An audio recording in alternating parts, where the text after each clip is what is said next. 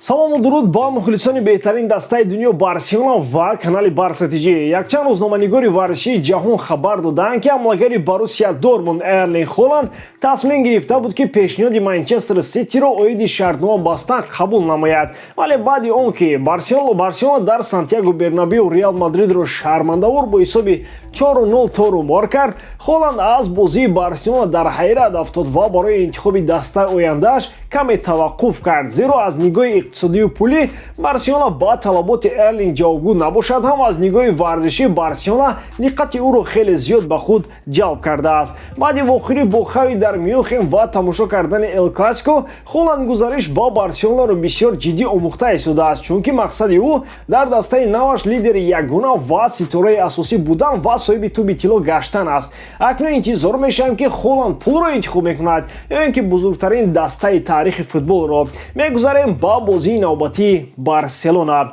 Шаби 7 апрел дар марҳилаи чорякниҳоии мусобиқоти Лигаи Аврупо Барселона дар меҳмонӣ бо дастаи Айнтрахти Германия қуввозмоӣ менамояд. Дар ин бозӣ ҳардуи дастҳо хеле ангезаи калон доранд, зеро дар чемпионатҳои дохилии Германия ва Испания дар ин мавсим на Айнтрахт ва на Барселона эҳтимолан соҳиби ҷоиза намегарданд. Имрӯз мо бароятон дар бораи вазъи дастҳо пеш аз бозӣ пурра бароятон маълумот медиҳем. пеш аз сар кардан мехоҳам хотиррасон кунам ки сарпарасти видеои мо ширкати 1x мебошад. дар он ҷо вақт коэффициентҳои баланд ва бонусҳои гуногун шуморо интизор аст. ҳамчунин нафароне ки то ҳол регистратсия надоранд метавонанд дар аввалин пардохт бо промокоди BARSELONA соҳиби $100 бонус гарданд. ссилкаи бозӣ дар комментария. ба ҳама муваффақият.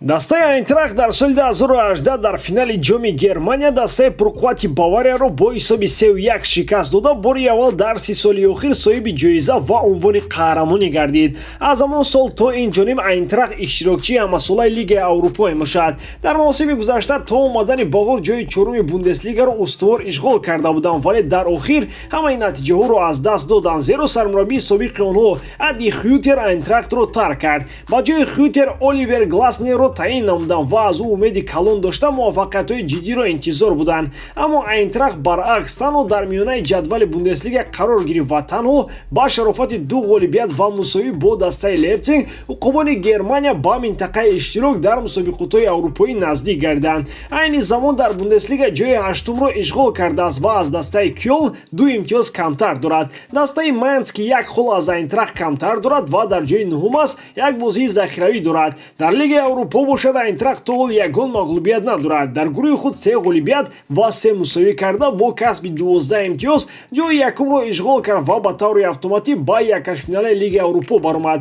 рақиби уқубони олмонӣ дар ин марҳила дастаи Бетиси Испания буд ки онҳоро бо ҳисоби 3-2 дар маҷмӯъ шикаст доданд. 2-1 дар меҳмонӣ ва 1-1 дар майдони худ ва ба чорякниҳоӣ рухат гирифтанд. дар бозии аввал бозӣ баробар ҷараён мегирифт ва баъди ба анҷом расидани қисми аввали бозӣ бо ҳисоби 2-1 дар қисми дуюм Айнтрахт зарбаи ҷаримавии 11-метраро истифода карда натавонист ки бартарияташро зиёдтар гардонад. дар бозии ҷавобӣ аз фурсати хуби гол задан дар оғоз Айнтрахт истифода накард ва Бетис бошад аз 2 фурсат яктоашро истифода бурда бозиро ба қисмҳои иловагӣ кашонд. ҳарчанд ки Бетис бартарияти калон дошт, аммо дар дақиқаи охири бозӣ яке аз шудобозонаш ба дарвозаи худ гол зад ва ҳамин таро Айнтрахт соҳиби рохат ба чорякниҳоӣ гардид.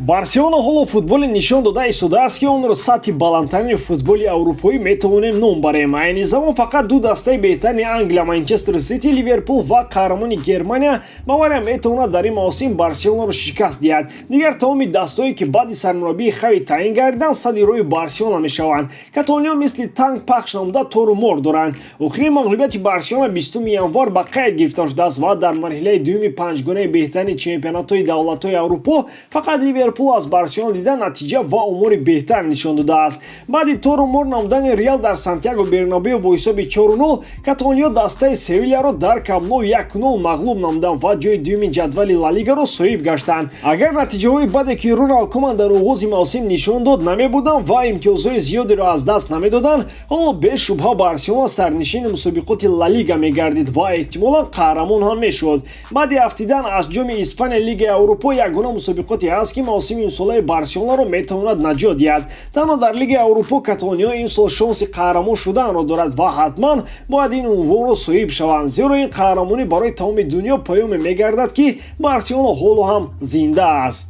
Бартарафи Барселона нисбат ба АЙНТРАХТ хеле калон аст. Дар 5 бозии охираш дар меҳмонӣ Барселона ягон мусовӣ ё мағлубият надорад ва дар ҳамаш ғолиб баромадааст. АЙНТРАХТ бошад дар 5 бозии охираш дар майдони худ ҳамагӣ як ғолибият дорад ва илова бар ин дар 4 бозии охираш бештар аз як гол ба нишон расонида наметавонад. Омори бозии Барселона нишон медиҳад ки каталониҳо дар Лигаи Аврупо аз майдони худ дида дар меҳмонӣ натиҷаи беҳтар нишон медиҳанд. Бозӣ бар зидди Наполи ва Галатасарай далели ин ҳастанд. Ба ҳамин хотир Барса набояд ки интригаи бозиро то бозии ҷавобӣ барад ва тақдири АЙНТРАХТро бояд маҳз дар бозии аввалаш ҳаллу фасл намояд. Шумо дар бораи ин бозӣ чӣ фикр доред дӯстон? Ба фикри шумо Барселона дар меҳмонӣ АЙНТРАХТро мағлуб кардан метавонад ё ин ки не? Андешаҳои худро дар комментария нависед.